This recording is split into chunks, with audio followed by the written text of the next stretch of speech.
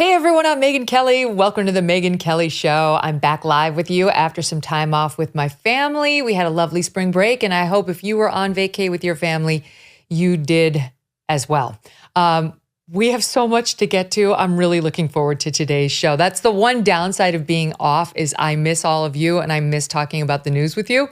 And my gosh, there's great stuff to go over today. Two of my favorites here today to help us kick things back off. Later, I'll be joined again by our pal Dan Wootton. He's back on again, twice in 3 weeks, which is rare for us. But as you know, there was major news with Princess Catherine on Friday, and Dan has got, as usual, the inside scoop.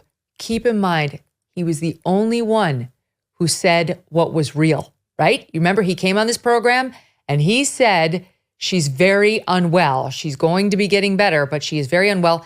He dismissed a lot of the stuff that was going around about her. And he's back today with some new information on where we are now. But we begin today with some stories that tell us a lot about where we are in 2024. And there's major breaking news at this hour about Trump and that $450 million judgment against him and whether he was going to post the bond or see his buildings taken today, or at least the process begun. So we're going to kick it off there, and then we've got a bunch of stuff to talk about. Chuck Todd, NBC, Ronna McDaniel, Fani Willis, absurd new comments from her. And we start with Michael Knowles, host of the Daily Wire's Michael Knowles Show. Don't miss a moment. Subscribe to this show on YouTube and follow me on Insta, Facebook, and X. Let me tell you a story about a guy named Leo Grillo. Leo was on a road trip and came across a Doberman. This dog was severely underweight and clearly in trouble. Leo rescued the dog and named him Delta. Sadly, Delta was just one of many animals that needed help, and this inspired Leo to start Delta Rescue, the largest no-kill, care-for-life animal sanctuary in the world. They've rescued thousands of dogs, cats, and horses from the wilderness, and they provide their animals with shelter, love, safety, a home. Dedication and everlasting love to animals, that is Leo's mission and his legacy. Delta Rescue relies solely on contributions to stay open. And if you would like caring for these animals to be part of your legacy, speak with your estate planner, because there are tax benefits here too. You can grow your estate while letting your love for animals live well into the future. Check out the estate planning tab on their website to learn more and speak with your advisor. We call dog a man's best friend for a reason. You can help those who need it most. Visit deltarescue.org today to learn more. That's deltarescue.org. Michael, great to have you. How you doing? Doing very well. Wonderful to be with you, Megyn. Wonderful to have you. Okay, so breaking news in the Trump case, which, it's good news for Trump. We have to keep in mind that the whole thing is just ridiculously absurd, this number, that there's so many cases against him. Just a quick refresher for the audience. This is the civil case in New York State brought by the Attorney General, Letitia James, claiming he overstated the value of certain properties in getting bank loans years ago and thus got the loans at more favorable rates than he otherwise would have. They were all paid back on time with no complaints from the banks. The banks do not claim to have been victimized. No one does. But there's a law in New York that allows her to sue for this kind of thing, which she did, and she recovered a judgment with interest now over $450 million. In order for Trump to appeal it, which of course he is, and many people believe that he may be successful on this appeal, he has to post the bond of equivalent to the judgment. So he's got to come up with $450 million cash, which is very problematic. Well, he appealed that requirement to a higher court, the New York State Court of Appeals, an appellate court, and it has just ruled that the number should be knocked down from $454 million to a measly $175 million, Michael. That's all. Technically it's a win. So, I'm sure Trump land is happier right now than they were an hour ago, but it's all relative. I'll check. I think if the president needs, I guess I could cover it for him right now, if we're only talking about 150. That is a big cigar win, business must be doing very well for you. And that's right. So that's a good thing for him that they're actually going to lower that, because I'm sure he didn't want to lose his buildings. It's absurd. Anyway, that's the headline. What do you make of it? I love the whole story. I feel bad for the president. It's obviously deeply unjust, though this is a recurring theme in politics. We like to think that we live in a more civilized age where we have things like law and tolerance of political dissent. But we're returning to a much older form of government where when you lose political power, your opponents who won exile you, imprison you, take all your property, and maybe kill you. That seems to be reemerging, and that's a longstanding theme in history. So the number was, what, $350 million, and then they add all this extra interest, so it's $450 million. Nobody on earth could come up with that kind of cash. Elon Musk could not come up with that kind of cash. It's just not possible. But it doesn't matter, and he won't be able to pay it anyway because they'll try to throw him into prison for some 700 years. Maybe when he gets out at the age of 780, he could come up with the cash. But what I love about the story is this guy just cannot be kept down. I don't only say it because I admire him politically or I'm going to vote for him in November. Anybody else would have wilted under the pressure of the 4 prosecutions and the civil judgment and this. He doesn't. He seems to thrive on it, even down to the backup plan, which is, okay, he's got to come up with $150 million now, much better than, that's a third of what he would otherwise would have had to come up with. But then even Truth Social going public, the prospect of Truth Social going public through a SPAC, through this particular mode of going public that allows you to do it much more quickly, and the fact that the stock price will be much, much higher than it's probably worth because Trump's supporters have memed this thing up to the point that it could increase his net worth by billions of dollars and could theoretically give him most of the cash on hand to pay this bond even before the decision came. It's just so compelling. It's so dramatic. This is what I want in a political leader. It is amazing what he has withstood. I agree. I too would be crumbled in the corner crying and feeling sorry for myself if I had to take all the incoming arrows that Trump has taken, especially the criminal ones that could take away your freedom. But this one's just as bad, arguably, because it could take away his business that he's worked his whole life to build. So here's some of the reaction.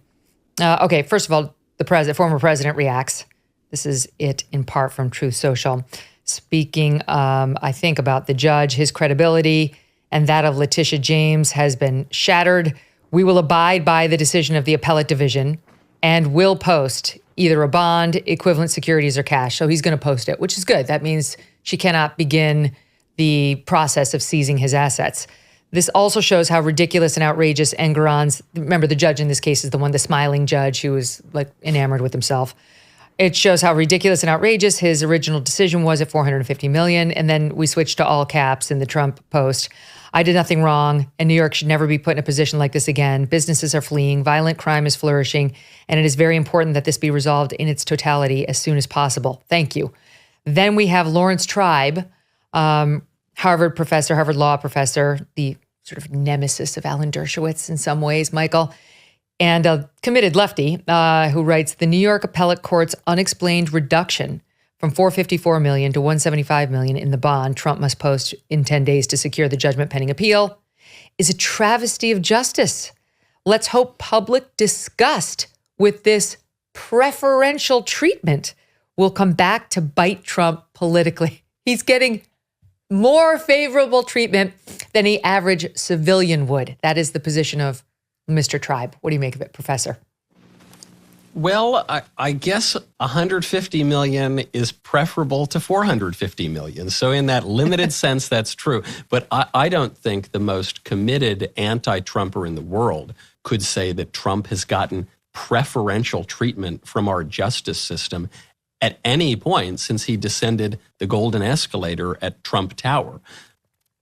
Consistently and from the very beginning, the justice system has been demonstrably corrupted, perverted to destroy him, to destroy his campaign by spying on him and colluding with the Democrats and the Russians to cook up a bunch of nonsense about him, then to undermine his presidency, then to oust him twice, and then to change the election rules so he doesn't get reelected, and now to imprison him throwing spaghetti at a wall when you look at the prosecutions, to seize his properties. The fact that the New York Attorney General, who's been pushing the whole civil fraud case, campaigned on getting this guy, and then would just post on social media all the extra interest that she was going to get from him, and then gave comments to the press to say that she was looking forward to seizing his buildings. She wanted the one down on Wall Street. Let me play that.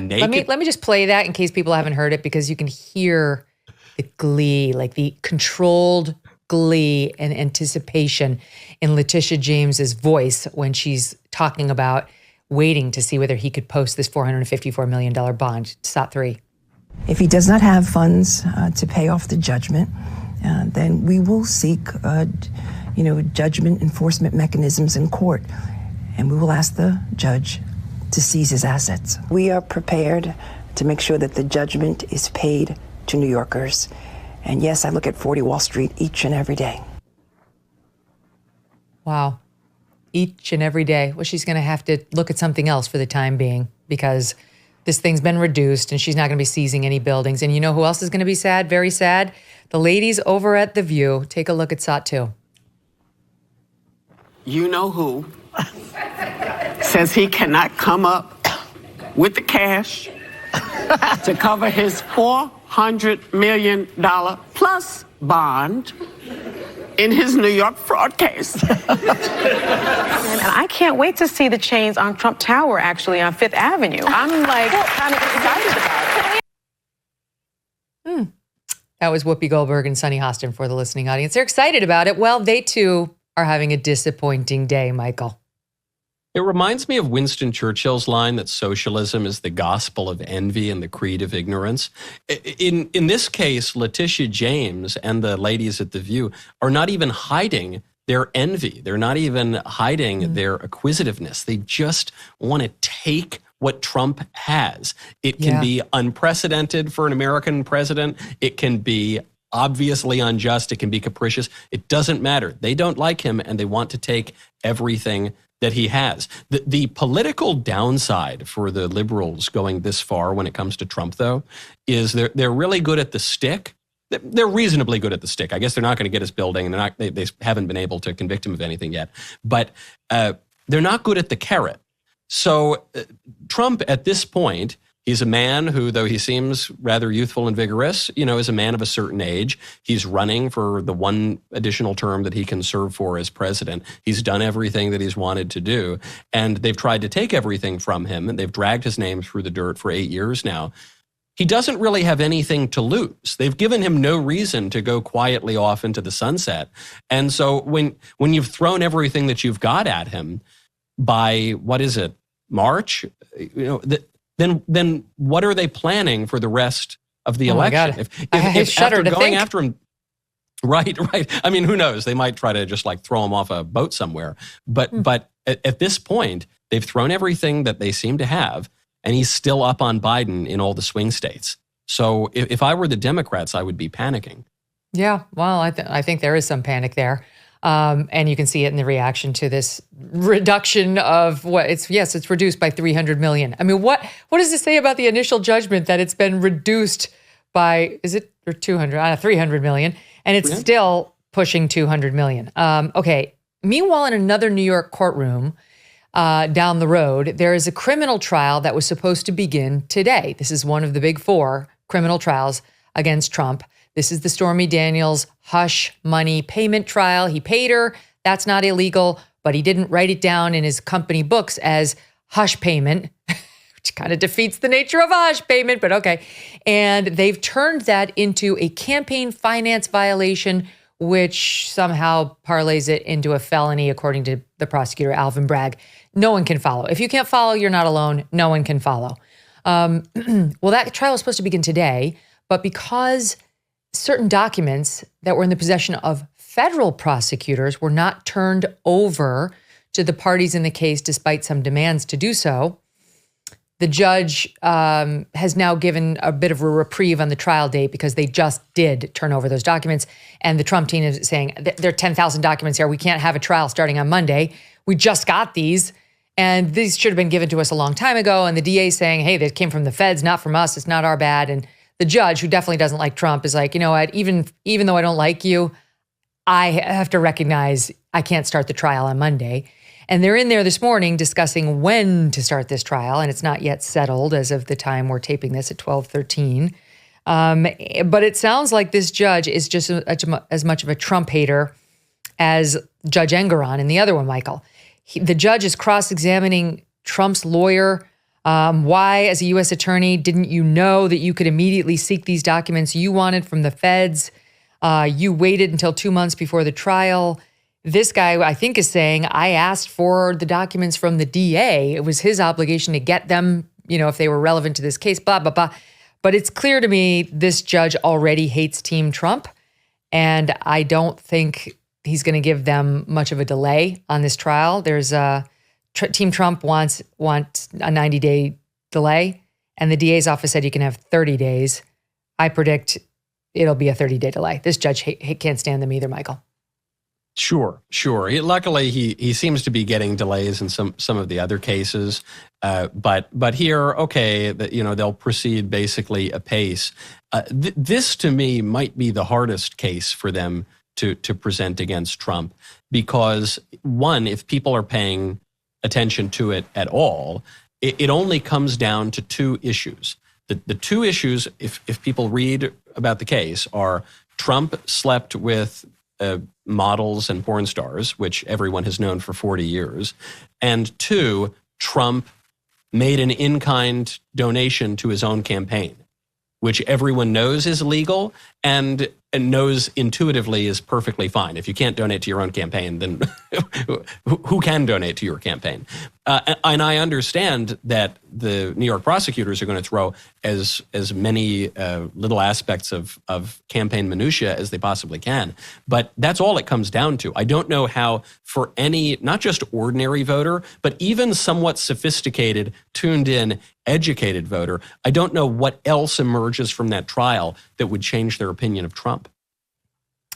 Okay, so Stormy Daniels, one way or the other, is coming back into the public view, as you know. I mean, this case is kind of about her, but really she's more peripheral because it's really about money and how it was documented and when it was paid, right? It was right before the election, which is why they're saying it was an underlying election interference or, campaign violation, finance violation.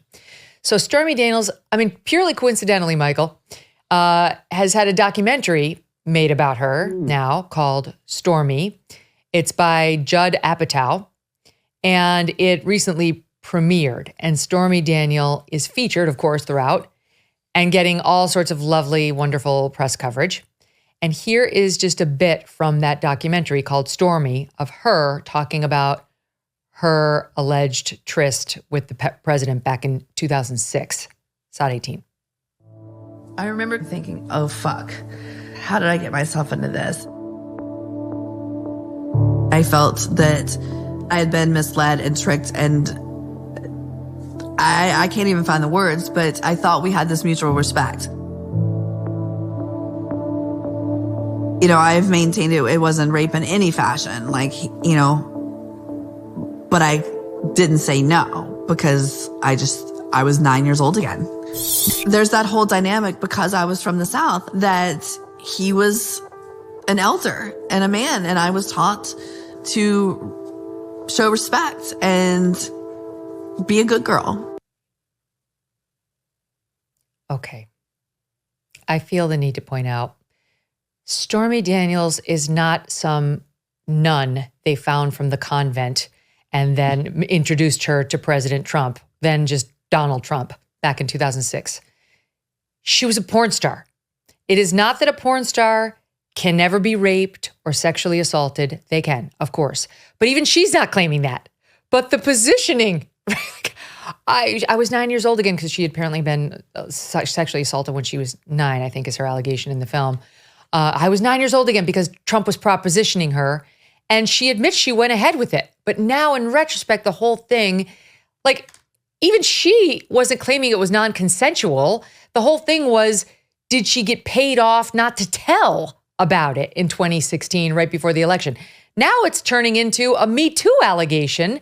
And apparently she goes so far as to compare the whole situation to what is portrayed in a movie I now have seen and know well, Bombshell, which is all about actual sexual harassment at Fox News. Here is a bit of her doing that in SOT 20. The story hasn't changed. Yeah. I just remember a little more, but I did remember a few more things that had nothing to do with the sexual encounter. Those details are burned into my soul forever. Yeah. I did remember a little more of the words that he said to me, because originally I didn't know that they were that important because they weren't direct threats. It wasn't like, you are going to have sex with me or I'm going to murder you. Right. Or like, don't scream bad words. It was more like, I thought you wanted to be I thought you wanted to be successful. You have to show me what it takes. It was that kind of thing. And I didn't really realize the gravity of that until I watched the movie. Here, I'm going to say the word again, Bombshell. So now it's turning into a Me Too allegation underlying the campaign finance. What do you make of it? I'm relieved to say that trailer, Megyn, was the first of Stormy Daniels' film work that I've ever seen.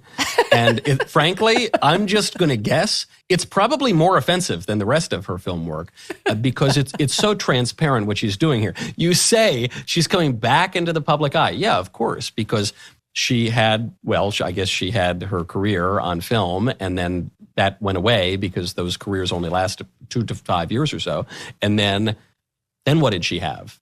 I think she was working as a stripper or something like that. And the best thing that could have possibly happened to her adult film career was that Donald Trump paid her some hush money payments, and then she broke her NDA and comes out and gets a lot of publicity for it. So then she did her whole media tour then, but that kind of went away. There's not really much to the story. As I mentioned earlier, it's not exactly breaking news that President Trump, who's been a billionaire playboy since the 80s, has spent some time with women of dubious behavior.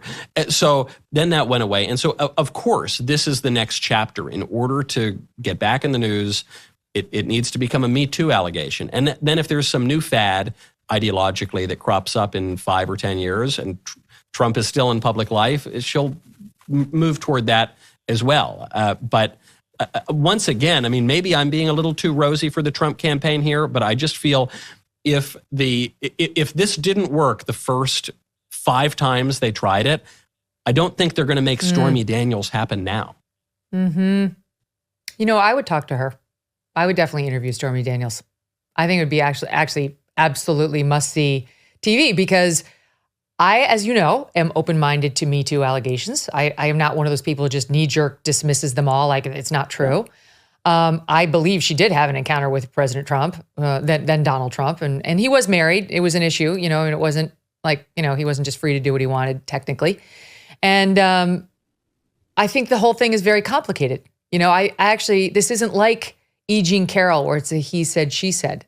I think Trump sort of with a wink and a nod has kind of suggested maybe there was something there. Maybe I'm overstating his position on this, but I think most people believe this encounter happened. But that the criminal charges around the hush money payment are absurd. And now she seems to be trying to change it into like a victimization situation. Meanwhile, I'm not sure. I'd love to probe that allegation more. So maybe I'll have her on. I'll ask her. And then you can come back. I would love to see that interview, Megyn.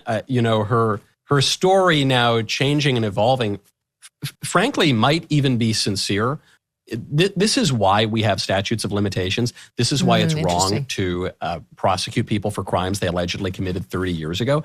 Our memories are just not all that reliable, and we tell ourselves stories, and our view of relationships changes, and our view of ourselves changes. I'm sure she probably is ashamed of a lot of the things she did 10 or 15 or 20 years ago.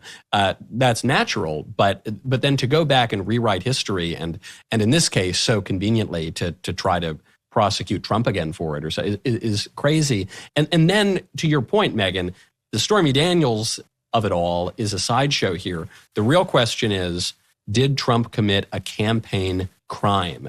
And the campaign crime they're alleging is that, he didn't fill out Form 75B when he made an in-kind contribution to his own campaign. If Trump made the hush money payment, and if he actually slept with Stormy Daniels, and if everything that the liberals allege is true, then the crime they're alleging is that He made, what, $100,000 in-kind contribution to his own campaign and didn't file the right paperwork? Okay, I guess you should file the right paperwork, but are you kidding me? We're talking about a presidential campaign and you're quibbling over a $100,000 payment, regardless of what the details are surrounding that payment. It's just so preposterous. And if they didn't hate Trump and if they hadn't decided to wield the entire federal government and including certain international operators and agencies to try to get him for the past 8 years, it would be a total non-story. Okay, so since you brought up 30 years later, you make an allegation and then you get paraded, through the media and celebrated. We've got to talk about Christine Blasey Ford, who is back in the news. Wait, before I get to her, this just breaking. Judge Merchant, who's the one, Merchan, by the way, who's overseeing the criminal case involving the Stormy Daniels hush money payment, says April 15th is the day. So the Trump trial begins April 15th. Which is not much of a delay. That's obviously much closer to what the prosecution wanted. Might be. Wait, what's today? That's like 3 weeks, isn't it? What's today? Less than a month. Yeah, that's like less than even the DA said Trump deserved. So yeah, it's going forward, and I think we all know how that one's going to end. I don't think there's going to be any legitimate independent person shuddering when Trump is found guilty of this thing. It's not, frankly, the most interesting trial. But okay, moving on. Christine Blasey Ford, coincidentally, is back in the news. That is the accuser of Justice Kavanaugh, who claimed 30 years earlier, this is when he was being confirmed, he had allegedly sexually assaulted her or attempted a sexual assault of her in high school. And the story didn't have any independent witnesses. To the contrary, she had a best friend who said that she didn't believe it. And I think her dad said he didn't believe it. It was like a long list of people around Christine Blasey Ford who had real questions about her story. But it led to a full-on media frenzy with women coming out of the woodwork, and I'm just going to say it, making shit up. Now, I've said before, Christine Blasey Ford, of the women who came forward against Kavanaugh, her story, okay, you could believe it or not believe it. You could not believe any one of the other women who came forward. No honest, sane person. It's just like the number of things that undermined these alleged other accusers, which is just like, you'd have to be a complete hack to have given any credence to them. Christine Blasey Ford versus Brett Kavanaugh was a he said, she said. But 30 years later, when the guy, how's he supposed to disprove something 30 years after the fact? Well, she's written a book now. And she is also getting the star treatment going on all the shows. And you will believe, but you kind of won't believe the way the media is treating her now. I think we've got, it's 16. Look at this media tour and how she's being treated. That is bravery under a whole different kind of fire. That's right. Are you speaking out now so that you can take charge of the narrative? I applaud you on your courage and your bravery. Thank you for what you did. I think speaking truth to power has an enormous cost, as we all know. He was so angry with you for calling him out and ruining his pristine reputation. How did you write your book without re-traumatizing yourself? Do you think that the hearing was even more traumatizing than the assault? How were you brave enough to go on in spite of those threats? So, I was rather presumptive, wouldn't you say, in the nature of the questions around her, that this, in fact, must have happened, as opposed to leaning on the many doubts that have been cast on the story. And, of course, Justice Kavanaugh's staunch denials. I'm sure, in defense of the last questioner, it probably was very difficult for Christine Blasey Ford to write the book because she kept changing her story so many times during the testimony that it's very difficult. Will we get the first edition of the book? Will there be a second or a third edition? Now, just as I say with other accusers 30, 40 years later, I don't know if the woman was lying. I'm not particularly inclined to believe her story, but she might have been sincere. She might have believed one version of the stories that she was telling because your memory changes decades after the fact, which is why I know it's an contrary and unpopular opinion right now in our age of mob justice and, throwing caution to the wind. But statutes of limitations are a good thing. They exist for a reason. And we decided during the Me Too movement, because mostly a bunch of liberals in Hollywood decided to behave like boors, we decided that we were going to totally upend the American system of justice and get rid of statutes of limitations. But that actually, I think that's a bad idea. And furthermore, when accusations come out at precisely the moment that a very politically significant event is about to occur that could derail that political event, I just have a really hard time believing it. It's not as though Brett Kavanaugh just totally disappeared from public view and, he went off and lived a private life. Brett Kavanaugh had been a very public lawyer and judge for his entire career. Christine Blasey Ford never came out when he was first appointed to a federal court. Christine Blasey Ford never came out when he was working for Ken Starr on the Bill Clinton special counsel investigation, because those were feisty, controversial, they were political. But what they were really concerned about was the swing of the court and what could upend all sorts of liberal jurisprudence that they loved, up to and including Roe v. Wade. That's why that court seat became so important. And so when all of that happens at these perfectly convenient times, when Christine Blasey Ford reemerges years later, just during an election year, to tell her story, now probably the 12th version of it, I don't see how anyone could really honestly believe that. And so what does it become? Regardless of whatever happened to Christine Blasey Ford, what it becomes is a kind of political fan fiction. People are buying this book to just vent and feel a catharsis of political hate toward their opponents. That's why it's coming out in 2024. That's the only reason anybody's going to buy it. And it's why ultimately these sorts of accounts are worthless. Well, I wonder whether if Tara Reid, Joe Biden accuser, writes a book, if she'd be getting similar treatment. Think she'd get booked by Terry Gross over on NPR or by the ladies of The View? Think she'd be getting questions like, oh my God, how courageous are you? What was it like to be re-victimized again when you came forward, right? The presumptions in there. It's just such an obvious double standard. Christine Blasey Ford, she'll continue to get this kind of treatment. I'm sure we're going to be watching it for some time. But it reminded me, Michael, of one of the most dishonest things. So just by way of background, when I was at NBC and I had that morning show, we would do a roundtable of discussions about the news. And I was the same me in those discussions as I've always been. Go back and look at them. I mean, it was kind of interesting to see the veil come down for NBC to realize just because Trump didn't like me didn't mean I was a liberal. You know what I mean? I actually was the same person I am today in most ways. And the pile-on Justice Kavanaugh was absolutely disgusting to me. And I was out there every morning trying to set the record straight about him and what actually had been alleged and hadn't been alleged. And there was a young guy over there named Jacob Soboroff who came on the set and tried to spew a bunch of nonsense about Kavanaugh. And I let him have it.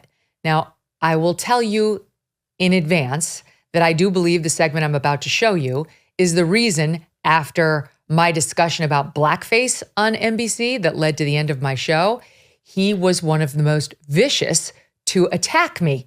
And I would suggest to you it had absolutely nothing to do with his feelings on Halloween costumes and everything to do with the following exchange.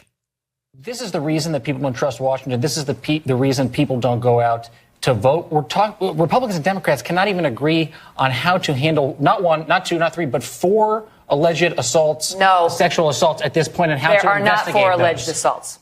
2. Let's say it's no, 1. there aren't. Let's walk through it. No, because this is what happens when you're in this position for Judge Kavanaugh. Everybody just tries to lump them together and say 4 or 5 accusers accusing him of sexual assault. Not true. Irrespective of the number. No, it matters. The facts matter. Okay, Dr. so Christine. No, let me say. Yeah. Dr. Christine Blasey Ford accuses him of an attempted sexual assault on her, a sexual assault and attempted rape.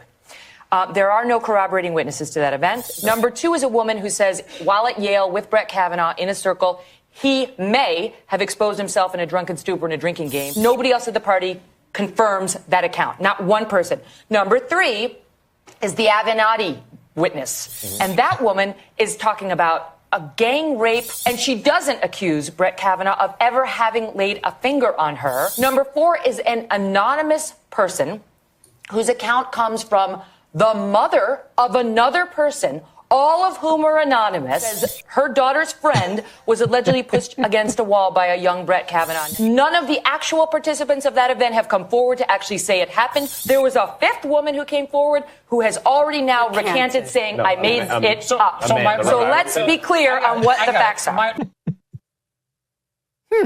Little walk down memory lane for you there, Michael. And this is what the media does. Why aren't you at NBC anymore, Megyn? I'm just so shocked. It doesn't take much, right? It's like a little fact checking here or there by a person in the media can actually make a difference. But there are few and far between out there who will actually do it irrespective of party. And Christine Blasey Ford deserves the same kind of fact checking now that she's on her book tour. You know what I mean? Like, she doesn't get a pass just because she raised the allegations a few years ago and he got confirmed. No, she should be put through the same types of questions if she wants to put the story out there as she was when she first raised them. But no one cares is the problem. No one buying her book cares whether or not Kavanaugh did it. No one, as you made, I think, beautifully clear on that panel on NBC all those years ago, no one really cares about the difference between the Kavanaugh accusers. All they care about is the headline, Kavanaugh credibly accused of rape. I mean, the account of the criminal Avenatti's client was that there was a gang rape and she's confident Brett Kavanaugh was there. And how did she know? Because he was wearing a Georgetown prep sweatshirt. He might as well have been wearing a "My name is Brett Kavanaugh, future judge" button on his lapel. I mean, it was just so Wait, let's not forget transparent. Avenatti also represented Stormy Daniels. And Stormy Daniels. That's wow. Talk about full circle. Right. So of course, no one's going to be buying this because they care about the truth. This is why, as you say, Tara Reid, who, whether she's telling the truth or not, her allegation against Joe Biden is certainly more plausible than the allegations against Brett Kavanaugh. I mean, she had contemporaneous witnesses to whom she complained at the time. I spoke with them personally. These are well-heeled, professional, smart women who I spoke to who said, yes, she told me this at the time in detail, the same story. It's never changed. Her mother went on Larry King and mentioned that her daughter had been the victim of a sexual assault of a well-known U.S. senator. Tara Reid had all that. Christine Blasey Ford didn't have any of that. But they destroyed Tara Reid because she had the nerve to accuse a Democrat. Yes. And that's what it all comes down to. And so there's nothing changing anyone's mind because for Donald Trump, the crime that he committed is not donating to his own campaign. It's not holding some documents at his home. It's not doing the thing that Joe Biden did in a much less egregious way when it comes to Trump. It's not any of those things. It's that Trump is super duper mega Hitler. And he's going to be Hitler 2.0, if he gets elected again, and he'll never leave office and all the rest of it. And Kavanaugh is just an expression of Donald Trump. And yeah, that's right. All of these related figures, they're just emanations out from the very embodiment of evil. So the book might sell well enough. I mean, and people will read it at the beach and they'll fuel their hatred of Trump and all the associated characters. And then we'll move on to the next one. It won't change the polls at all. Super duper mega Hitler. There should be like t-shirts with that. I'm going to squeeze in a quick break and then we're going to come back and we're going to stay on the topic of NBC because what happened over there over the weekend with Ronna McDaniel was outrageous. And I'm not talking about Ronna McDaniel. Stand by. Do you owe back taxes? Pandemic relief is now over. Along with hiring thousands of new agents, oh joy, and field officers, the IRS has kicked off 2024 by sending over 5 million pay-up letters to those who have unfiled tax returns or balances owed. Don't waive your rights and speak with them on your own. Tax Network USA, a trusted tax relief firm, has saved over $1 billion in back taxes for their clients, and they can help you secure the best deal possible. Whether you owe 10 grand or 10 million, they can help you. Whether it's business or personal taxes, even if you have the means to pay or you're on a fixed income, they can help finally resolve your tax burdens once and for all.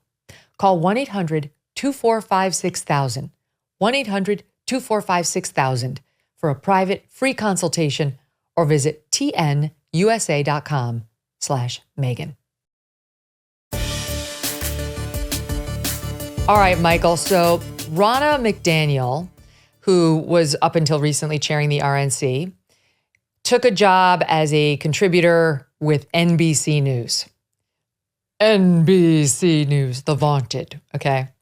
And I have to tell you, I considered sending her a text, like, good luck. No. Really, truly. Yeah. Like, as somebody who is on the right side, walking into that building, I mean, talk about going in the lion's den.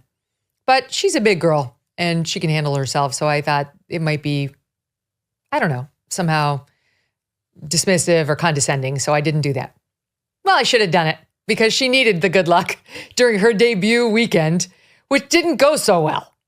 She appeared with Kristen Welker, who is now the host of Meet the Press. She took over from Chuck Todd. He lost the show to Kristen. We're going to get to him in a second. But here is a bit of how that went in SOP 5. You owe this country an apology. We're allowed to look after elections and say, I want to make sure this was done in a transparent and fair way. Why should people trust what you're saying right now? One, I will say this. Kristen, voters right now in this country are going to be making a choice in November, and they don't care about 2020.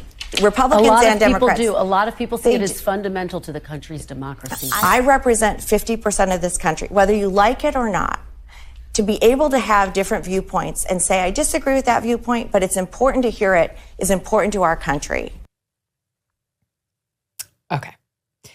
Then comes Chuck Todd, now as chief political analyst and a guest on Kristen Welker's same show with his thoughts on that exchange. Watch. I think our bosses owe you an apology for putting you in this situation. Well, I have no idea whether any answer she gave to you was because she didn't want to mess up her contract. She has credibility issues that she still has to deal with. Yeah. Is she speaking for herself or is she speaking on behalf of who's paying her? And look, there's a reason why there's a lot of journalists at NBC News uncomfortable with this, because many of our professional dealings with the RNC over the last 6 years have been met with gaslighting. Have been met with character assassination. When NBC made the decision to give her NBC News' credibility, you got to ask yourself, what does she bring NBC News? Okay. He's very confused about the fact that when she was the RNC spokesperson, she wasn't just out there spewing the opinions of Ronna McDaniel. She was actually being paid to be a spokesperson for the Republican National Committee, which is a group of people who drive policy within the Republican Party and try to get the results that they want. It's not the Ronna McDaniel Committee. And that now that she's with NBC News, she is free to provide her own independent political analysis. What has made him confused about that? The fact that she's accepting an NBC paycheck? I don't get it. Because he seemed very capable to make the proper distinctions when NBC hired Jen Psaki. Remember Jen Psaki? You seem to understand it perfectly. In fact, Chuck Todd, you promoted her show, which was being launched on MSNBC, which is even more partisan than NBC, just as she launched it. Here, look at this, SOT 7. Jen Psaki, who is here on the debut of the host of her show, Inside with Jen Psaki. It launches today at noon, after you watch this show, of course, on MSNBC and streaming on Peacock. Welcome and congrats. Thank you so Formally, much. very exciting. And you only have to apologize. You only have to apologize when you hire the conservatives, you see. When you hire the liberal mouthpieces from, the White House or the RNC or the DNC. It's a different story. The greatest irony about Chuck Todd's soliloquy there is that he doesn't seem to know who currently pays Ronna McDaniel. He says, is she expressing her own views or the views of the people who pay her? The problem with Ronna McDaniel's hiring at NBC is that she is not expressing the views of the people who pay her. NBC News is a liberal media outlet. It exists to promote a liberal view, a liberal ideology, liberal policy prescriptions. They occasionally make a big show of hiring a Republican, and usually they hire a liberal Republican. So they hire someone like Michael Steele to come give commentary. Michael Steele is pretty liberal, so it usually works out just fine. Or they hire Joe Scarborough. Nicole Wallace, right. They'll hire some... Steve Schmidt.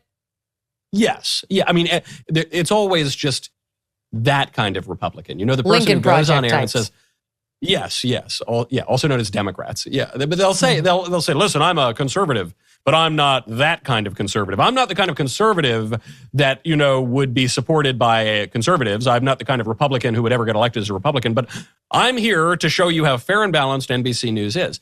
And I think what they assumed was that Ronna McDaniel, as the head of the RNC, a Beltway figure, someone with the last name Romney, might be able to fit into that kind of a box. And it's an impressive thing to have the former head of the RNC as your lower third.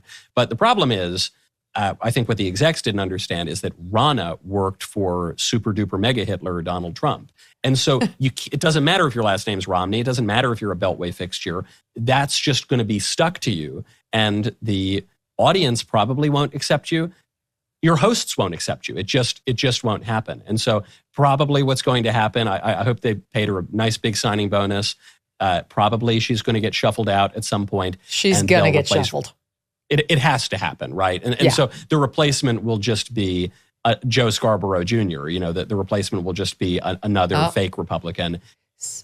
Speaking of Joe Scarborough, he also has strong feelings about the hire of Ronna McDaniel. Watch this. We weren't asked our opinion of the hiring, but if we were, we would have strongly objected to it for several reasons, including, but not limited to, as lawyers might say, Ms. McDaniel's role in Donald Trump's fake elector scheme and her pressuring election officials to not certify election results while Donald Trump was on the phone. To be clear, we believe NBC News should seek out conservative Republican voices to provide balance in their election coverage. But it should be conservative Republicans, not a person who used her position of power to be an anti-democracy election denier. And we hope NBC will reconsider its decision. It goes without saying that she will not be a guest on Morning Joe. Oh, well. So they clearly wrote that and put it into prompter. That was their official position statement. She can't come on MSNBC. And she certainly can't come on Morning Joe. By the way, you shouldn't say it goes without saying and then say the thing. That's a no-no. It goes without saying, but I'm frivolous and repetitive. So here we are. This is amazing. Like hearing them. No one asked us for our opinion because they don't give a shit what we say. But we would have not just objected, but strongly objected. Strong. It would have been a strong objection to the hiring of that election denier because you're only allowed to question the results of elections if you are a Democrat. You have to be named Hillary Clinton or Stacey Abrams. And by the way, they only hire the most pristine, upstanding, ethical people over at MSNBC and NBC, like every other day MSNBC Morning Joe guest Al Sharpton, Michael. It's fine to incite race riots, to make up a race hoax about an alleged rape by white cops, which was a total lie, as John Podhoretz pointed out. Completely forgot about this one on Twitter. 1995, Sharpton sparked rage in Harlem against a Jewish store owner who wanted to expand. Sharpton called him a white interloper at a rally. 8 people were later killed in a fire set by one of the protesters. I could keep going. That's okay. But if you question an election, F off. You will not be asked on Morning Joe. Of course, my favorite part of her diatribe, it was similar to Chuck Todd's, but she was more explicit. She said, look, we need to hire conservative Republicans, of course, but they need to be conservative Republicans. I can't tell you, Megyn, how many times I have been lectured by liberal Democrats who not only disagree with what I think, but have no idea what I think really about anything on what a true conservative Republican is. The Democrats have been pulling this since at least the Goldwater election.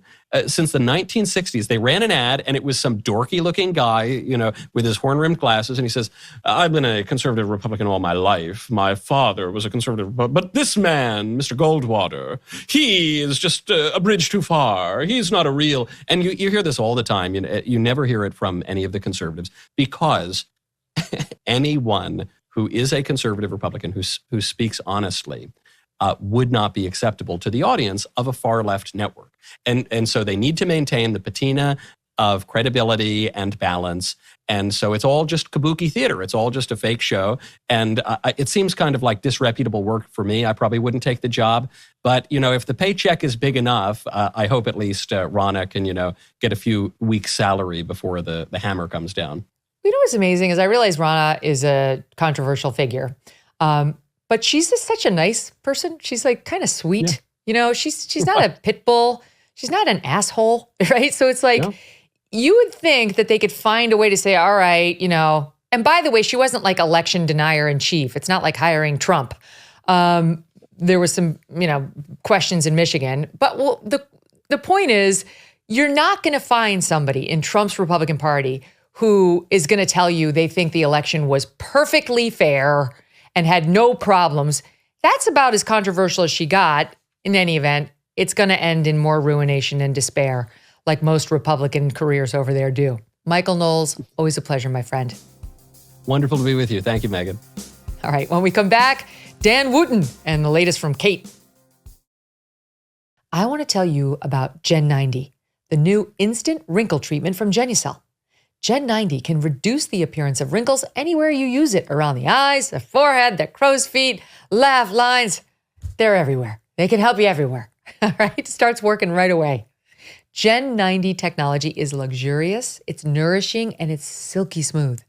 There is a reason why Genucel has more customer loyalty than other skincare brands. And now you can also get Genucel XV, the collagen builder moisturizer with vitamin C. All right, so Gen 90 and XV are on special sale right now at Genucel.com. And they're both included in the bestseller package. It's a great value. You can get all their best stuff in one basket, so you don't have to think about it.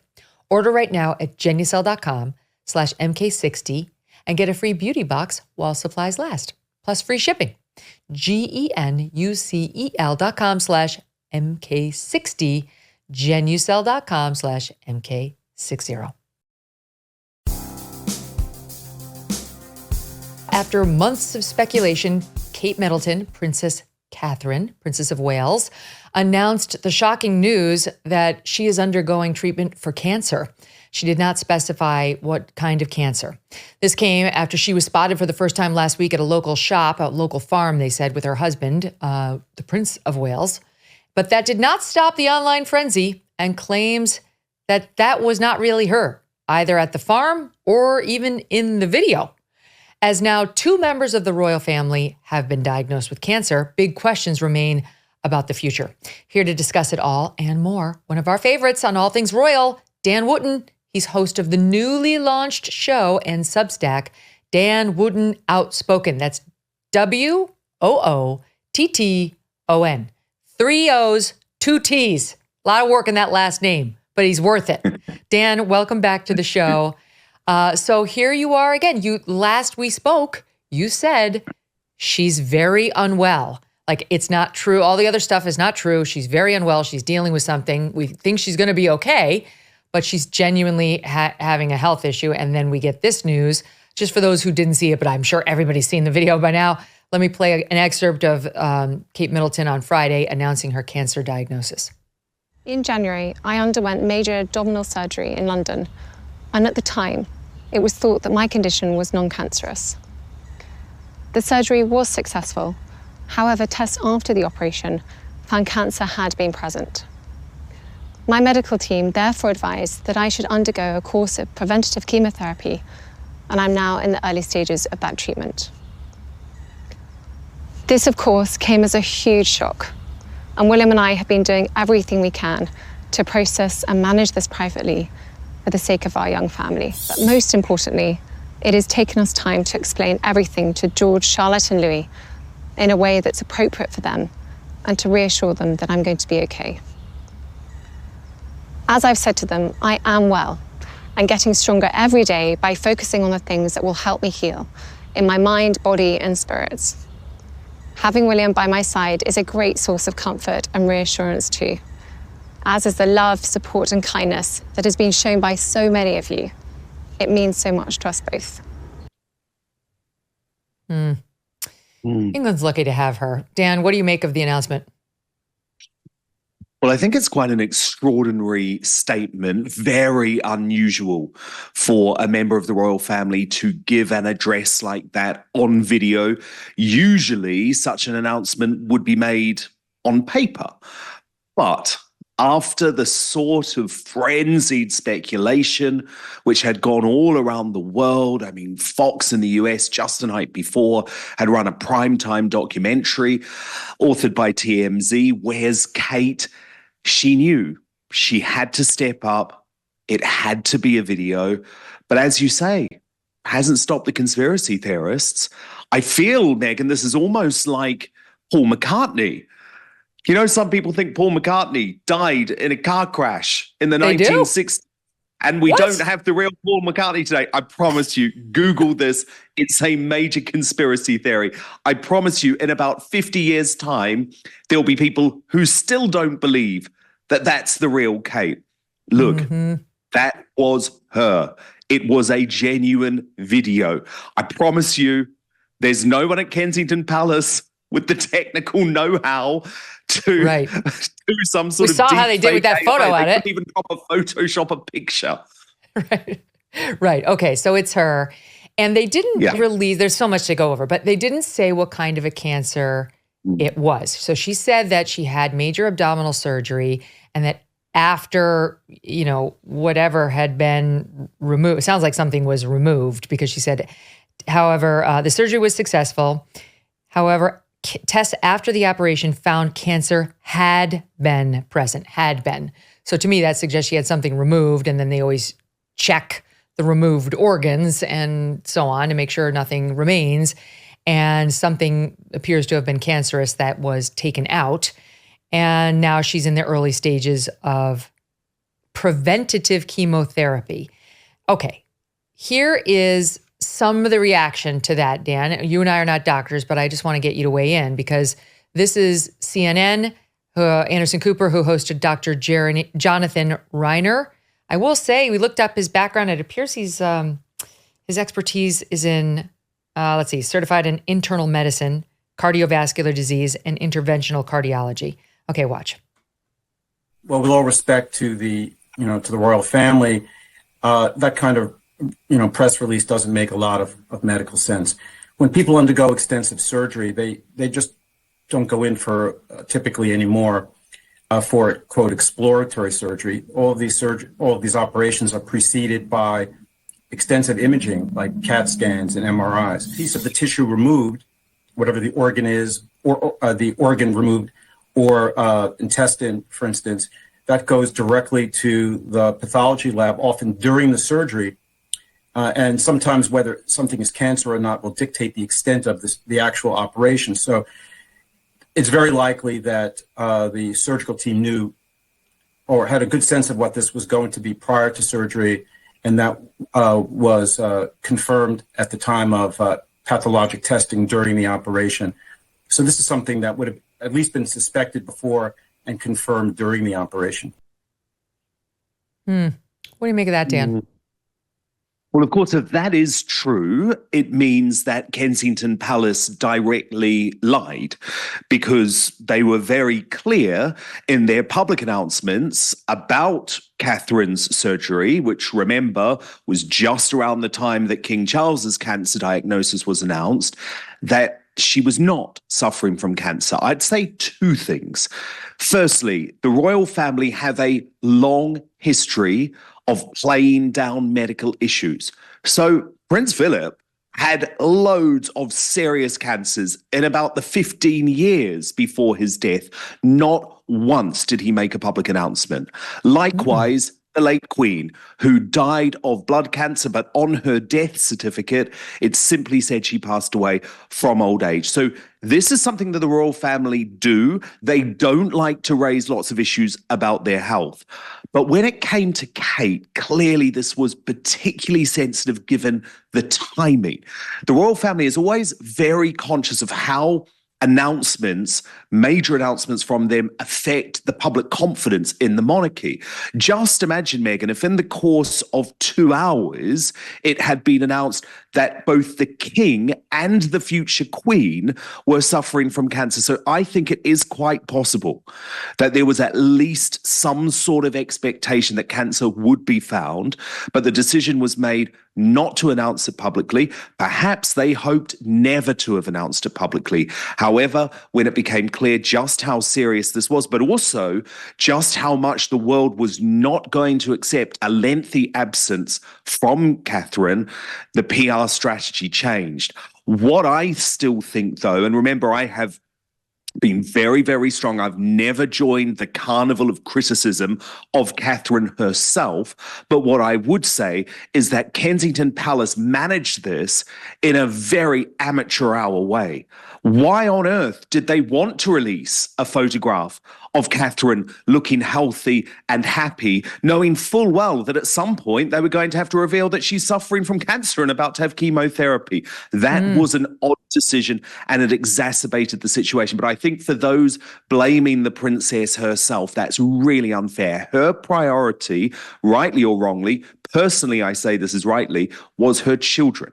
So the kids are now on holiday, Megyn, until April the 17th. So William and Catherine have this idea that in the next 3 weeks, they'll be able to get them, especially Prince George, who's a sensitive little soul, the future king, get them to a place psychologically where they've accepted that mummy has cancer. We think she's going to be okay. So that when he's amongst his peers, he's 10 years old now, he's sort of strong enough to deal with that. You've got to think as well, that's something William is so strong on because of his childhood. When he was at school, having to deal with loads of major stories about his parents, not only his mother's death, but the divorce as well. And he struggled with that. So, as I say, he's always been clear, William in particular, they will put the children first. In this case, they did that. Personally, I think there's lots of people who should feel quite ashamed with the pressure that they put on Catherine over that period. Okay, this is so interesting to me. You're right. So the royal family doesn't normally come out with the cancer diagnoses, Prince Philip, the Queen, and so on. And I think you make a good point because in Catherine's case, it would have been extra shocking, yes, because we also had the King's diagnosis, but also she's only 42 years old. Yeah. And they needed to be extra careful around this announcement, even more so than the Queen and Prince Philip and now the King Charles, because she's got 3 little ones. I mean, any mother could understand letting your young children know that you've got a potentially fatal disease. I mean, I'm not saying in her case, but, you know, cancer obviously kills millions of people, is a very sensitive discussion, and you'd want to handle that in exactly the right way. Maybe they did delay telling the children, as they're claiming, until they could spend 3 weeks straight with them and the kids could see mom all day, seeming fine, acting normal. I could absolutely understand that. So to me, that does make sense. I will say, you know, if they're still misleading in the description of how it all went down, it just undermines the whole thing even more, because people, when they sense they're being misled, will hold on like a dog with a bone. And in this case, prior to Kate's announcement, we were being misled. You know, the people were right that they were not being given the full straight story. Mm-hmm. So now more than ever, they need to be extremely explicit and honest. They can say, this is where we're drawing the lines, but there can be absolutely no missteps like the ones that we've seen.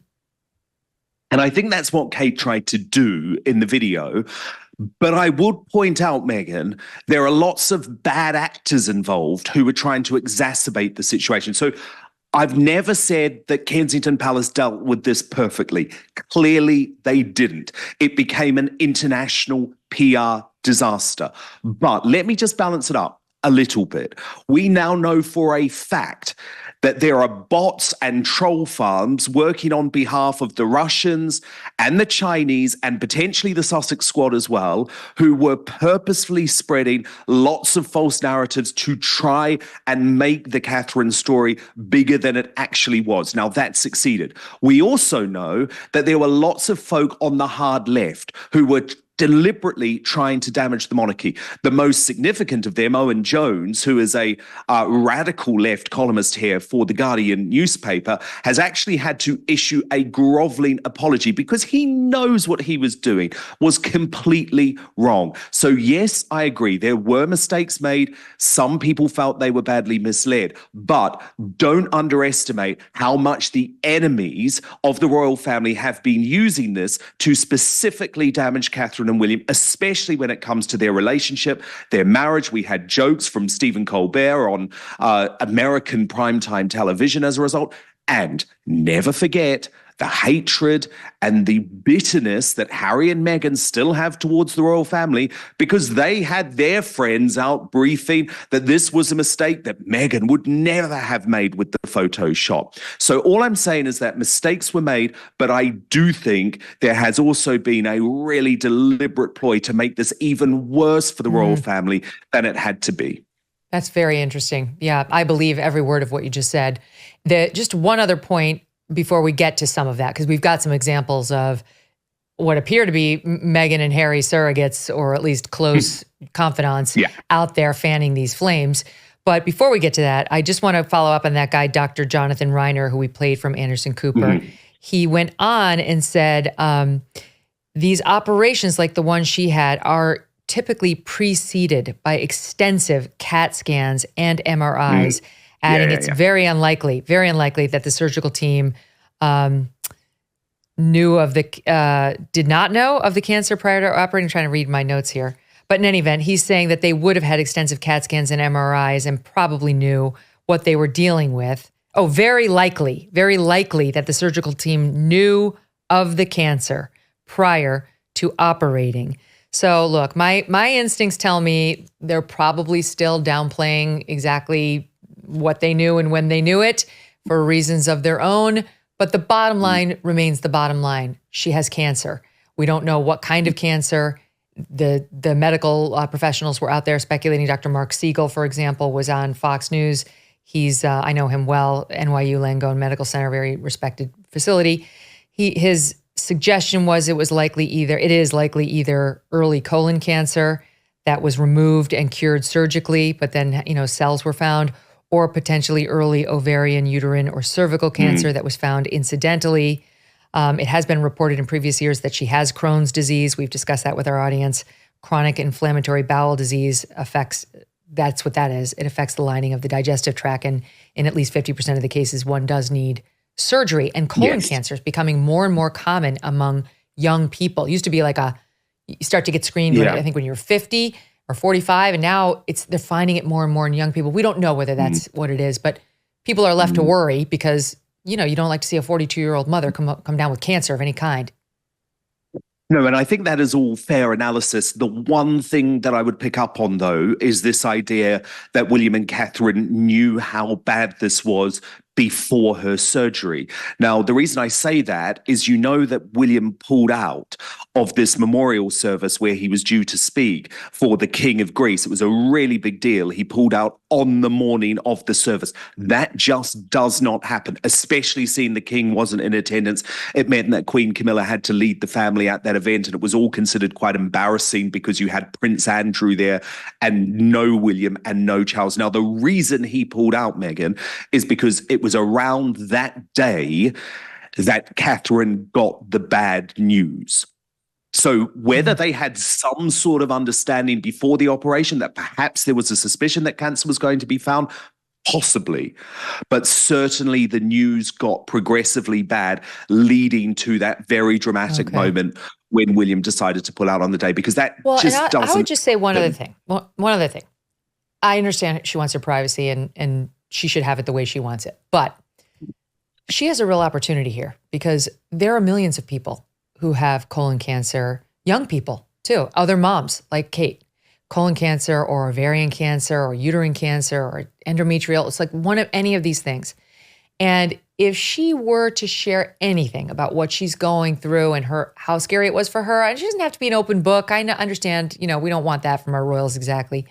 I really think she could help people. She could call attention to it. She could encourage people to do screening for it. Maybe she'll get there. And this is all still new, I think. But like there really is an opportunity for her to be the people's princess, right? Even more so than Diana, if she could help people through this type of very scary diagnosis. It was where Diana, I would argue, had her most power. We will never forget in the early 90s when she went public in a very dramatic and emotional speech and revealed her battle with bulimia. It was highly personal. It was very detailed. But you've got to remember, Megyn, Diana went completely against the grain of the royal family, who like to keep these matters private or at least general. Harry, of course, has followed in his mother's footsteps, talking about his mental health issues in some detail. Now, lots of people would say that was a mistake. And his Todger. Don't even. Yeah. No. Please, God, none of that. We don't need to know. He's really gone there, Dan. Okay, so let's talk about what some of these bad actors have been doing, because I did think it was interesting that this guy featured in their Netflix documentary, in Meghan and Harry's Netflix documentary, last name Boozy, Christopher Boozy. He's been one of the chief firelighters, as far as I can tell, on the doubting, and he continues to. So here is a bit of what he has been saying. Is this his comparison of them at the farm? I'm not sure which shot we pulled, or maybe it's video. Hold on, let's watch it. All right. He posted this to Twitter, comparing them walking where we know it's them versus these two at the farm, suggesting there's a difference, right? Some people online have said, there's a height difference, Kate versus William. I mean, sometimes we wear heels as women, sometimes we don't, who knows? But a lot of people believing that farm video is not the real Kate, some suggesting it's not even the real William. And this guy, Christopher Boozy, is a tech CEO. Again, he was from the Meghan and Harry documentary. I use that term in air quotes. Let me give you what he's saying. I'm sorry to hear Kate has cancer. I hope she has a full recovery. He posted this on X. But it's also clear that all 3 earlier photos of her were fake, and the palace tried to cover it up. There was one of her sort of puffy-faced caught in the car. There was one of her in a different car, and then there was the farm video. It still hasn't dawned on most people yet how much the palace lied. Kate is fighting cancer, and they blamed her for the Photoshop photo, knowing it wasn't true. Kate wasn't releasing blurry fake photos of herself. I'm not the least bit embarrassed. I said the woman in the Windsor Farm video wasn't Kate, and she's not Kate. Kate bravely sharing her cancer diagnosis has nothing to do with the smiling person who was walking fast and holding a grocery bag. I am vaccinated against gaslighting. And there's much, much more from this guy, but what do you make of that? Well, look, this plays into a much bigger issue. So Christopher Boozy, he is effectively the spiritual leader of the Sussex Squad. Now, the Sussex Squad, Megyn, they're actually a really nefarious force on the internet. They are the biggest group of trolls in the world. I think the vast majority of them are fake. I've learned that the key ringleaders will run hundreds and hundreds or even thousands of accounts. Bots are involved. But what the biggest issue is that Boozy claims to be the guy who's railing against internet trolling, just like Harry and Meghan do. Harry in his role at the Aspen Institute as this disinformation czar. And yet, when it comes to this story, they are the ones leading the charge when it comes to disinformation, trolling, and abuse. So I'm going to quite publicly now, Megyn, again, call on Prince Harry and Meghan Markle, if they really believe what they say about trolling and disinformation on the internet, Harry and Meghan, the time has come for you to completely disassociate with Christopher Boozy and the Sussex Squad. If you are not prepared to do that, I believe you are leading this charge against your own family with online trolling. And I think it makes him the biggest hypocrites on the internet. This same man, Boozy, had posted over the weekend on Saturday, which is after her video, seen around the world, was Friday, posted, serious question, has any reporter taken the time to go to Windsor Farm and ask the staff if William and Kate were there over the weekend? Besides the man who was paid for the video, has anyone else gone on the record about seeing William and Kate at the farm? Not a single person who works at the farm or store has gone on the record about seeing them. So just some random guy is the primary source of the story? Sounds legit. Because the man who took the video, his name is Nelson Silva, who's 40, he said he saw them with his own eyes and told the Sun, I'm not so much shocked that these comments have continued. I'm just confused how exactly they can continue. This is a video clearly showing Kate and William. I did see them with my own eyes. So he's still not backing down. And yeah, would it not take a simple text from Harry or Meghan, who are the ones who made this guy a star, to say, yo, just stop? Of course it would. They don't want it to stop. They do not want it to stop. And by the way, when it comes to the farm shop, he's spouting absolute nonsense.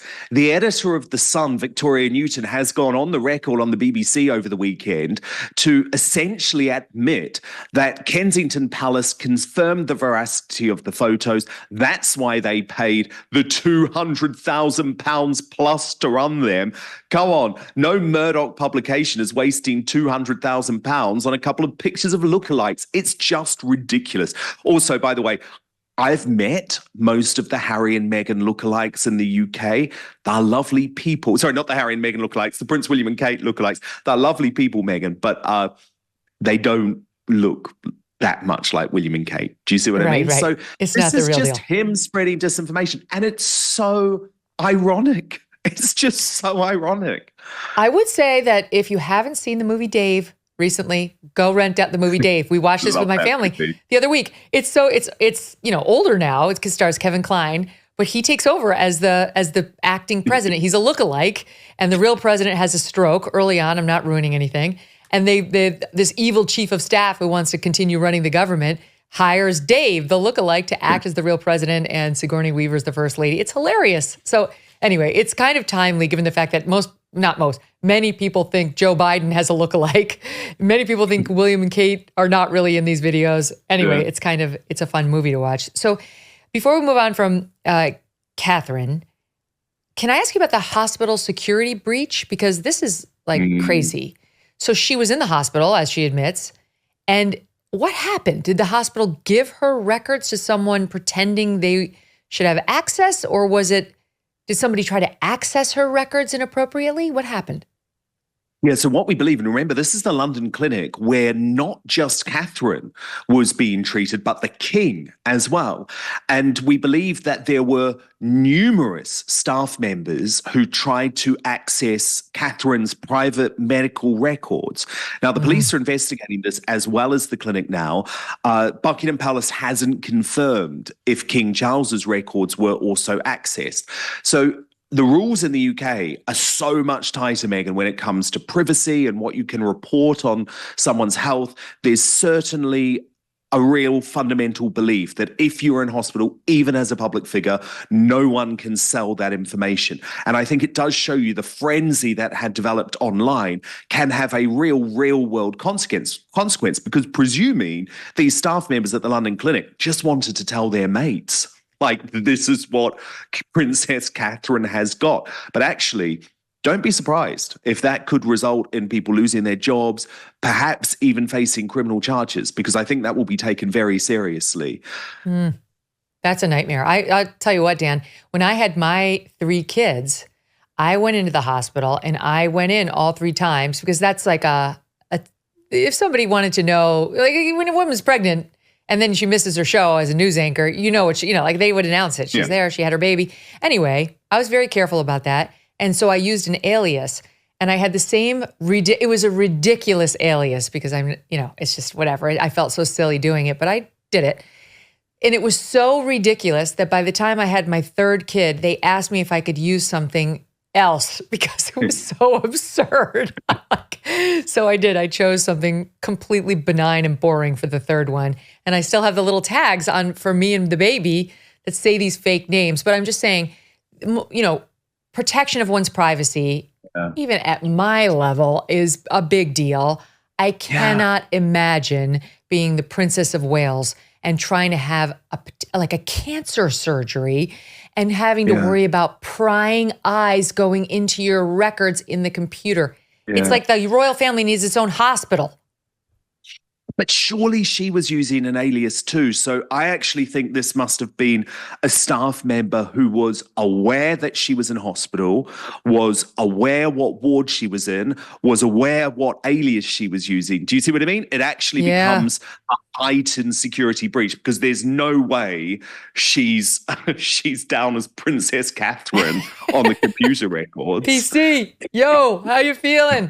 All right, wait. I'm going to squeeze in a quick break, and then we're going to come back and we're going to talk about so much more. We've got some updates on Harry and Meghan, and Dan had a big exclusive relating to a lawsuit against the pair, and we'll tell you what he learned. Financial experts thought we were in the clear. They were anticipating around 6 rate cuts by the Fed this year, and then the inflation data came out higher than expected. This isn't going away anytime soon. How could it? The U.S. is $34 trillion in the hole. And yet we just keep on printing money, which pushes the prices you pay every day even higher. So you can either bury your head in the sand or you can do something about it. One option to consider is to diversify a portion of your savings into gold with Birch Gold Group. Gold can be your hedge against inflation, and Birch Gold makes it easy to own. They will help you convert an existing IRA or 401k into a tax-sheltered IRA in gold, and you don't pay a penny out of pocket. Text Megyn to 989898 and get your free info kit on gold. Then speak with a precious metal specialist about how you can choose to protect your savings from persistent inflation with gold. Text Megyn, MEGYN, to 989898 now.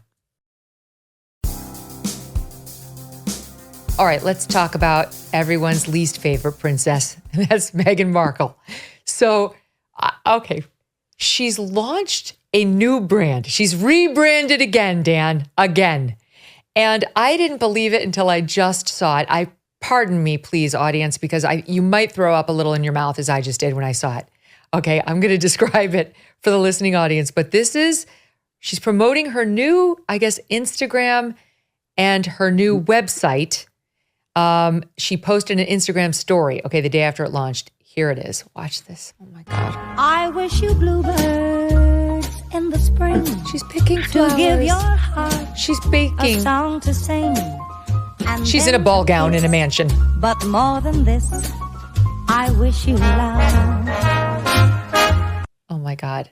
Dan, the name of the new website is American Riviera Orchard Montecito. Hold on, it's just 7 more pages long. I'll get to the end of it. American River Orchard Montecito, which she says she thinks is perfect. And the best I can tell, because I guess they're going to be selling cookbooks and other, she's trying to be that ballerina farm lady who's over here on Instagram, who everybody's following. I think she married the guy whose parents own JetBlue.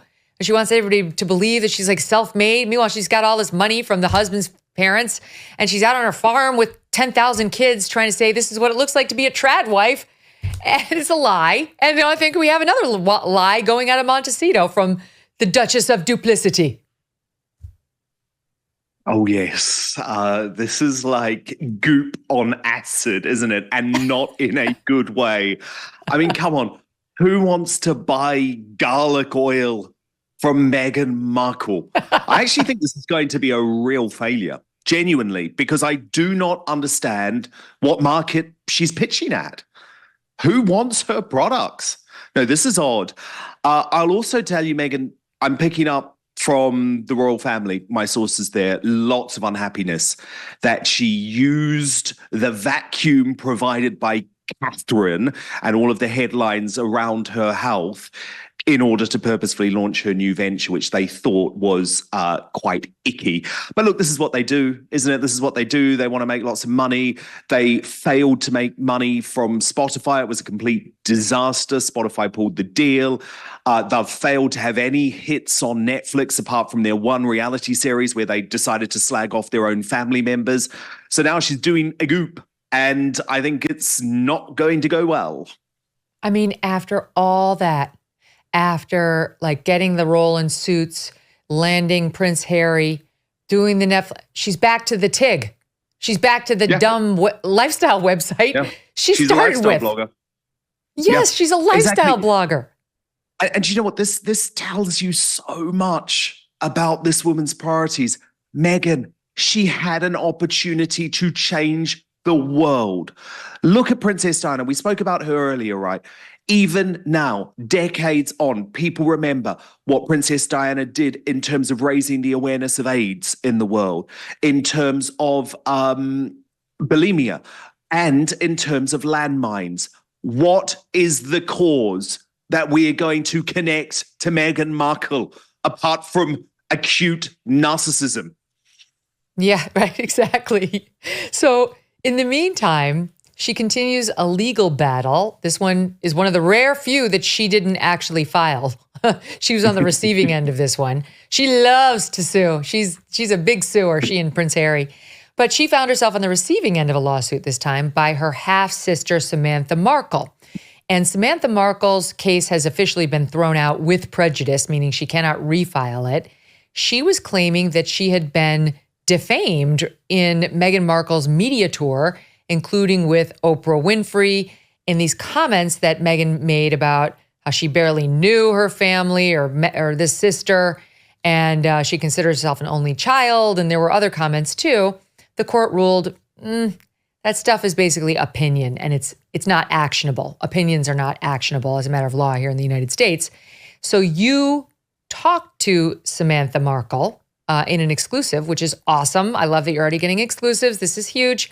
And what did she tell you? We have at least one soundbite, but set it up for us. What did you learn?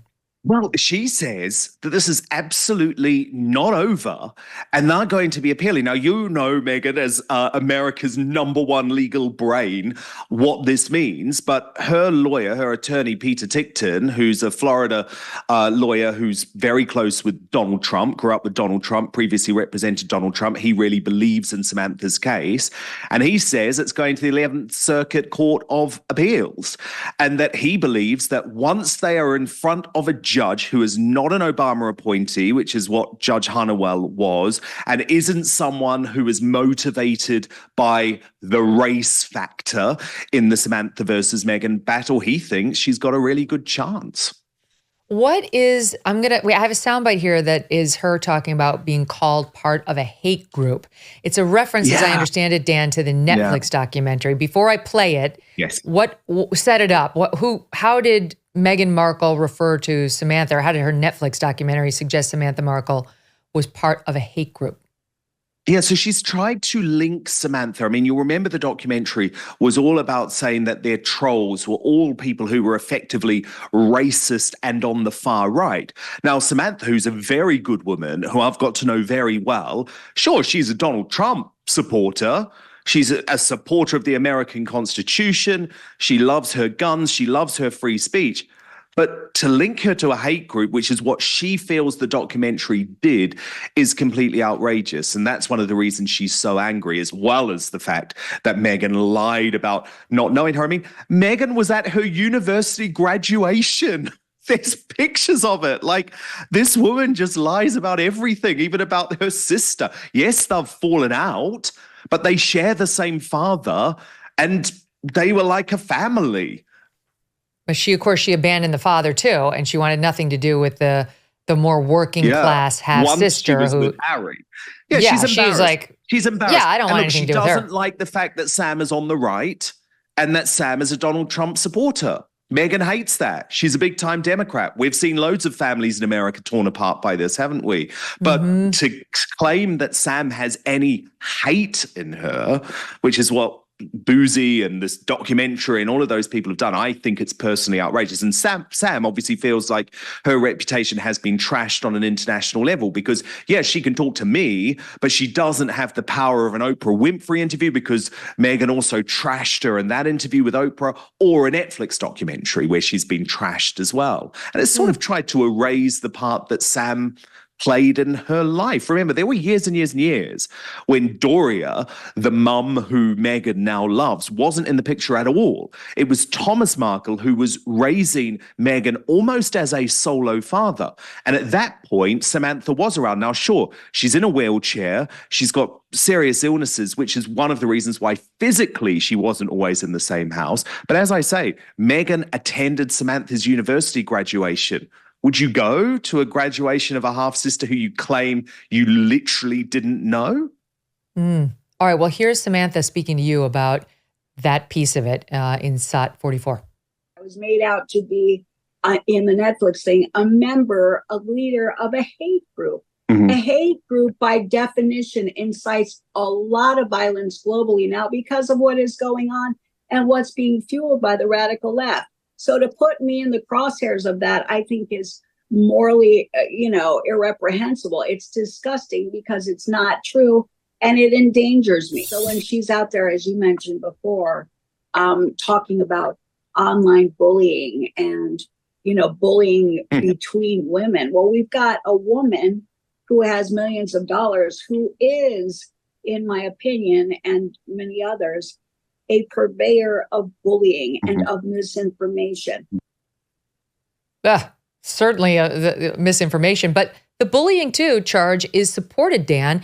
Look at the number of people who have worked for her who have left running or were reduced to tears. With the stories are legion coming out of not just when she was at the palace, but since she's moved to the American Riviera Orchard Farm ballerina. I don't know what it is, but whatever she's doing now. Yeah, no one stays working for this woman. No one stays working for this woman. But look, I think Samantha's right to use the B word. I think it can be bandied around a bit too often. But remember, there were formal complaints made to Buckingham Palace when Meghan was a member of the royal family. The staff said that she often left them in tears and that she felt like she was bullied. But what I just think is so ironic, and again, it connects to what I was saying earlier about Catherine, Princess Catherine. If Meghan hates this online bullying, then why is she allowing her squad, the Sussex squad, they are her people representing her online, why is she allowing them to bully her own sister? Mm-hmm. Yeah, that's exactly right. And why? Just a simple text to say, "Hey, even if it's not her squad, I put you in my Netflix documentary. I made you an international star. Just stop. It's not the time. It's not appropriate." And that's all it would take. Yeah. Before I move on from Harry and Meghan, I've got to ask you about Harry speaking out. He went on GMA. We missed this in mid-February, to promote his Invictus Games, and he was asked about. This is before we had the official diagnosis that we've heard now from Kate, but we knew that she was ill. We knew that the king was ill, and whether the family could reunify. Here's what he said. An illness in the family can have a galvanizing or sort of reunifying effect for a family. Absolutely. Is that possible in this case? Yeah, I'm sure. I have my own family, right? So as we all do, right? So, my family and my life in California is as it is. I've got other trips planned that would take me through the UK or back to the UK. So, I'll stop in and see my family as much as I can. Pretty interesting. Like, that was not warm.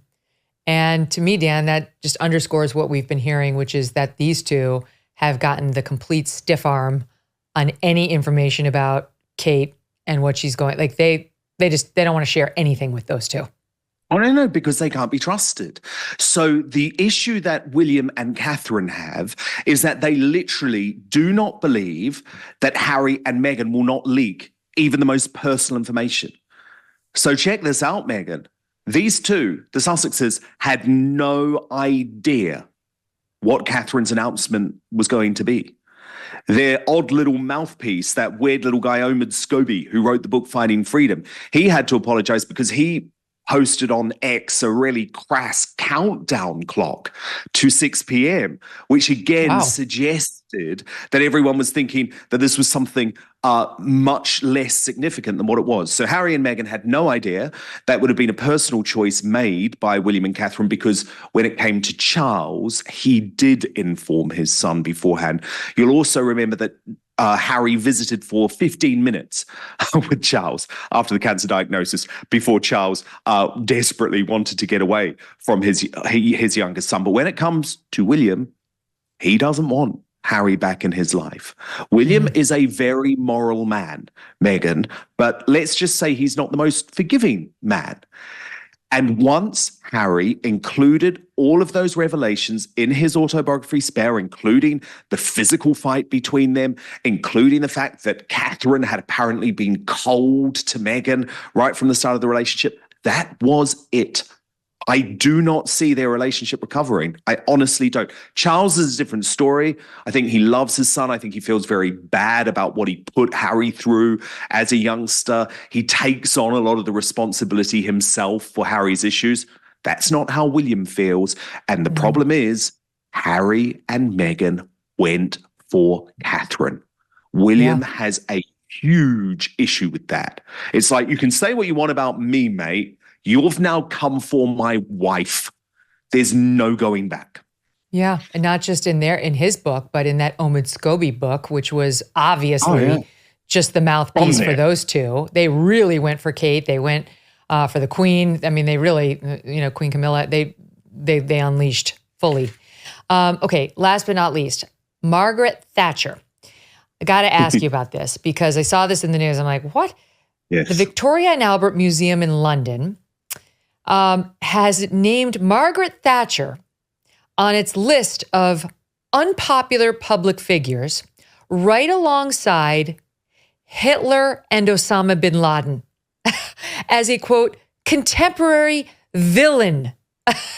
This is after they already rejected an offer from Margaret Thatcher's family that back in 2015 had offered the museum some suits of hers, some handbags, hundreds of items reportedly, including her wedding dress, her red Prime ministerial dispatch box. They didn't want them. They, quote, politely declined. And now I realize she was a controversial figure, just ask the folks in Ireland, but they're literally putting her in as a villain, or as a literally unpopular public figure, and listing her along with Adolf Hitler and Osama bin Laden as a contemporary villain. What do you make of it? Meghan, nothing has made me angrier over the past few weeks. At the weekend, I was at the University of Buckingham, which was the university effectively founded by Margaret Thatcher, one of the only sound universities in the country left which actually embraces free speech. And I was there for the Margaret Thatcher Freedom Festival. This is the greatest prime minister in UK history, modern history, since Winston Churchill. This is a woman who even the left in the UK now acknowledge was an incredible leader. The UK is currently going to the dogs. The Conservative Party is being utterly thrashed. They need a Margaret Thatcher figure in their life. And for the Victoria and Albert Museum to take this stance, I actually think is sickening. It is completely sickening. And it was really interesting speaking to lots of the people at this conference who knew Margaret Thatcher. They loved her. They worked closely with her. They know how brilliant she is. And they are absolutely furious, Meghan, that any time she's mentioned in the media, people say things like, love her or hate her. Meghan, she won 3 elections. She never lost an election. She's one of the most popular prime ministers this country has ever had. This is a media narrative. It is a woke narrative. It doesn't back up the facts, because believe me, within the Conservative Party, you know how the Republicans embrace the era of Ronald Reagan. That is exactly how the Conservative Party feel about Margaret Thatcher. The problem is, there's no heir to Thatcher at the moment, which is why their party is so adrift. But this was despicable. It was disgusting. It shows you why these woke institutions have been taken over by the radical left, and actually why something has to change. Because as I say, the universities are all the same. I was able to go to this University of Buckingham because it was Thatcher's university. It is a free speech university. In most university campuses in the UK, Meghan, folk like me, we're no longer welcome. Free speech is dead. It's not unlike a story we discussed in our first hour where the former head of the RNC can get hired by NBC News and get excoriated, where they have to apologize to their audience. But the former White House spokesperson, Jen Psaki, she can get hired. She gets the red carpet rolled out for her. You see it in the coverage of conservative figures and females all the time. I'll give you one personal one. In so many, the New York Times or whatever, you'll see someone like me described as the controversial. Did you describe Al Sharpton that way? The guy whose comments led to 8 deaths back in right? No, the left never get, and you too now, Dan, you're going to get that, like the controversial, or for a couple of years, they'll mention the canceled, the comment. They only do that to people who are on the right, and poor Margaret Thatcher, even in death. But you know what? She's in a better place. So to you, Victoria and Albert, too bad. Dan, it's always a pleasure. Thank you so much, Megyn. Great to be here. Okay, don't forget, go to Dan Wootton, 3 O's, 2 T's, outspoken.com. Tomorrow, the EJs are here. See you then.